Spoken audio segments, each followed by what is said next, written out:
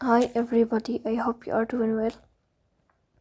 Today we'll speak about how to fix or how to solve the problem of Splice app. You will go here to settings. In this page you will click on apps, default apps, app settings. On above you will search about Splice. Then you will click on first app and you will click OK. Here you will enter the storage. Then we click on clear cache. Here you will turn on your airplane mode.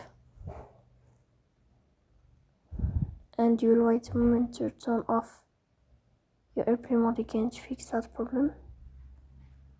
So that's all, don't forget to press the bell icon and subscribe. See you next time.